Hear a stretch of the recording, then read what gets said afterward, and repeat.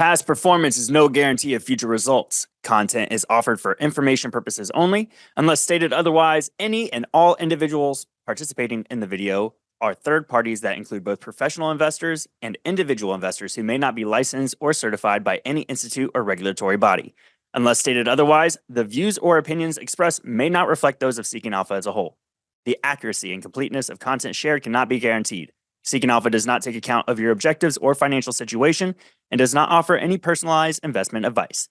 Seeking Alpha is not a licensed securities dealer, broker, U.S. investment advisor, or investment bank.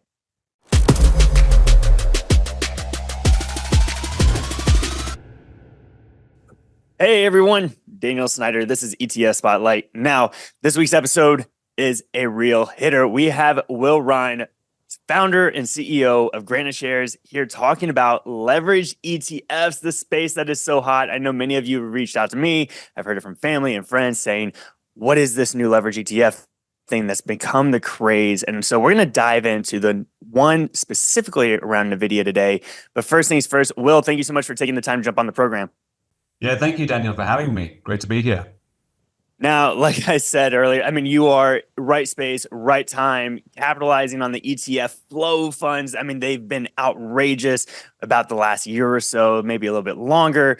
And you're in the leverage ETF space. And probably, let's be honest, you're the leader. You have so many different leverage ETFs here on the market. Can we just start from the backstory of maybe how you got to this position that you're in right now and how the idea came about to do leverage ETF shares?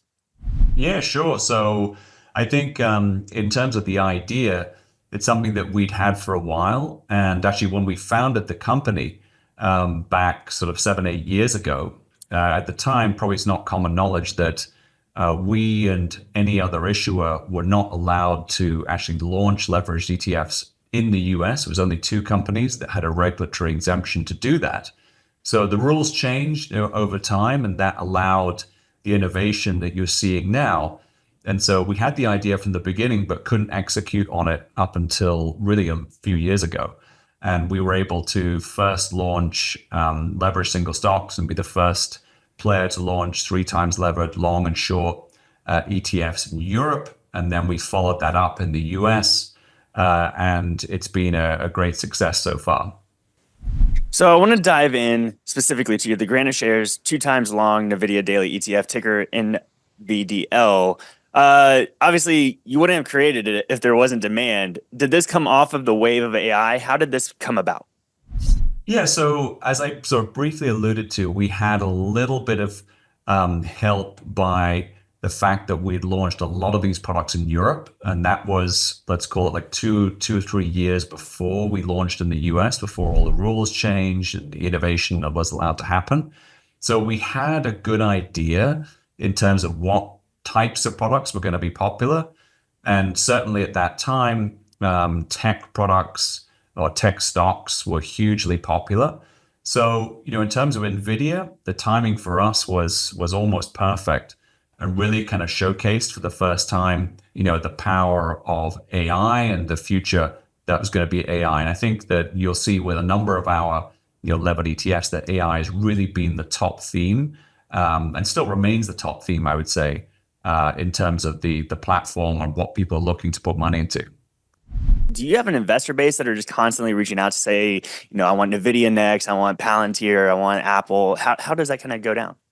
Not initially, Daniel. It's a really good question. So originally, it was really very much us, coming up with the idea, deciding to package NVIDIA in a 2x levered ETF with NVDL, and we have a 2x short NVIDIA as well, NVD.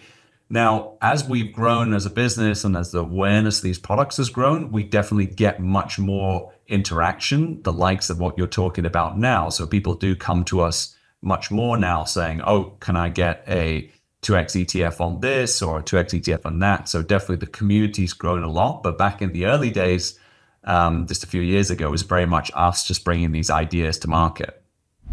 Now, let's take a step back a second. So the leverage ETF space, how are these funds exactly made up? How do you get that leverage within each of the stock tickers? Yeah, so the leverage works by, we use derivative contracts or form of derivative contracts called swaps. And these are derivatives that we purchase from investment banks typically. So think of investment banks playing a role as akin to almost like a prime broker for a hedge fund. And prime brokers, the role of a prime broker for a hedge fund is to provide leverage, amongst other things. So they work in a similar way to the ETFs that provide leverage to the ETF in the form of these derivative contracts. Now, for also the investors that we're talking to right now that don't fully understand the mechanics of these things, could you maybe take a second just to explain the daily reset feature that is found within these ETFs? Sure. So I think in the one hand, this is a product that's super simple to understand in that on a daily basis, the investment objective, if it's, for example, NVDL, which we're talking about, that's to provide 2 times the daily performance of NVIDIA, the stock. So if the price of NVIDIA goes up by 2% today, then NVDL is designed to go up by 4%, less, of course, obviously associated fees, etc. So where this gets a little bit more complicated is what you just referred to, which is the daily reset, which is in order to give 2 times leverage every day, we call these, or sometimes they're referred to as constant leverage ETFs, which means it doesn't matter when you buy it. You could buy it today, you could buy it in 6 months' time, 6 years' time. You'll always get that investment objective, which is the 2x leverage. And the way that we do that is to rebalance the portfolio, rebalance the ETF at the end of each day. That literally means that the portfolio is then re-hedged to the correct leverage amount for the beginning of next day. Now, the difference, or the way that translates over time is you have a difference between the performance of the ETF and the linear performance of 2x times the stock, and that performance will diverge over the time. It's called path dependency. And so when you're rebalancing every day, you introduce a path dependency feature to it, which means that the return over time may not be exactly 2 times the underlying, and that's completely by design in order to give that 2x on a daily basis. That I think is so much key that investors just need to hear, because I think not enough people understand that about the leverage ETFs, where it may not be for their strategy.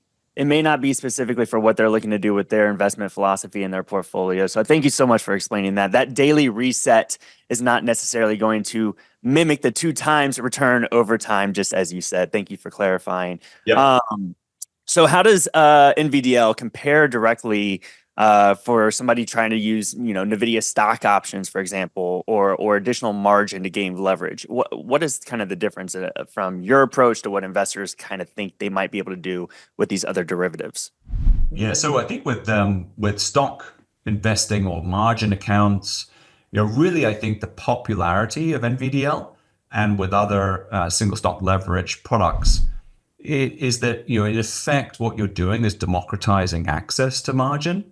And so with a traditional margin account, typically those fees are very, very high in terms of the interest rate that you borrow. There's a lot of hoops you have to jump through in order to do that. And you face margin calls by a broker. So it's a very sort of clunky way to do it. And that's why traditionally, margin really has been something that hedge funds or professional investors have access to. And what the ETF does is provide that institutionally priced leverage to the mass market. And that's really the kind of appeal versus margin account. So a lot cheaper, a lot more efficient. And when it comes to things like shorting, a lot more accessible. So buying a 2x short ETF is not something that a lot of people can do, even with access to a margin account. So I think on the margin side, it's a very straightforward value proposition. When it comes to options, increasingly, I think we're getting more and more interest from people who were trading options before that are now moving to leveraged ETFs and single stocks. A few reasons why. So number one, I don't think there's any secret that a lot of people tend to have bad outcomes over time with the options market. As just something that's difficult to make money in over time as a sort of a long investor. The other thing about options, which we hear a lot, is that with ETFs, you can trade in a pre-market, you can trade in a post-market, and that's something you can't do with options. The other thing is because the time this particular volatility is more elevated than, let's say, normal times.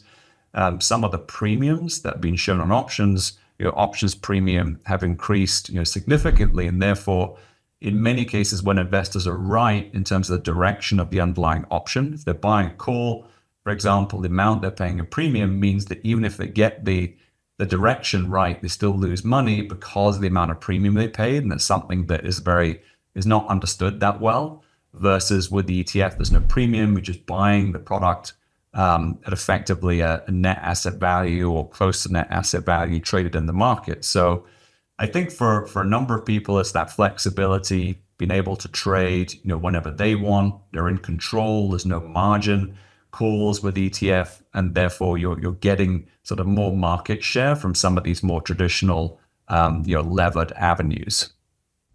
Yeah, that's a really great point. Not everybody considers the theta, the vega of options and what goes into the actual price calculations for those derivatives as well. I wanted to ask you, though, because a lot of investors within our audience, we always talk about managing risk. And when people hear the word leverage, they might go, oh, that's risky. So for someone that's so ingrained within the leverage ETF market, just kind of curious, what do you see as a potential risk within the space?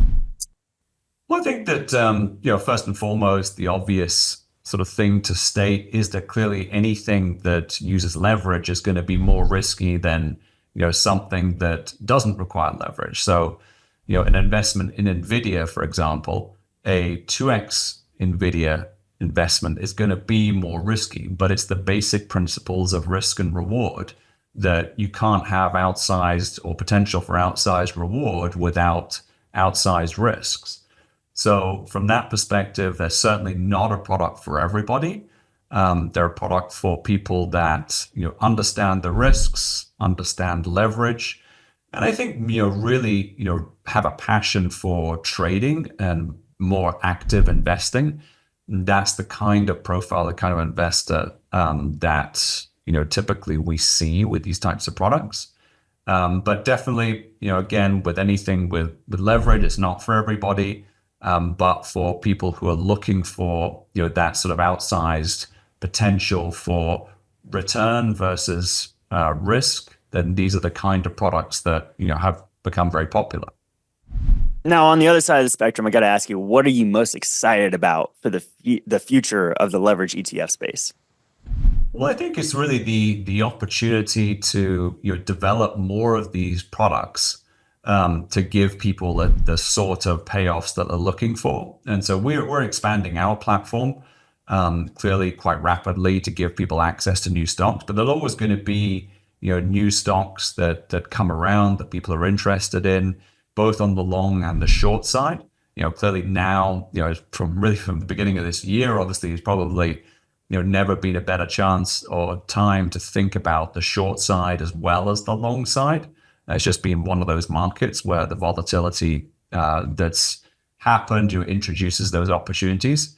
But we'll think about other things. We started to roll out ETFs called Yield Boost that embed options in those. They're a form of leveraged payoff depending on the market circumstance. But yeah, we're excited about developing the platform and offering products that people love. What about on the crypto side of things? Anything there? So on the crypto side, we were the first people to bring out levered ETFs on crypto stocks, and that was really our approach to it. So we thought that, or the race was just so well publicized and so well sort of participated in terms of providing underlying crypto, that we chose to kind of pick our spot around offering levered ETFs on, say, Coinbase, which is our CONL or CONL ETF. We have others in Europe on different stocks. So I think we've chosen that approach. We try some of the miners. We have a Mara ETF, for example. So we've done a few things on the crypto side, but focus primarily on the stocks themselves as opposed to the underlying cryptocurrencies. All right. Well, let's go ahead and leave it there. Thank you so much, Will. Will Rhind, everybody, founder and CEO over at GraniteShares, here talking today about NVDL and the leverage ETF space. Thank you so much for tuning in to this episode, and we'll see you next week with another one.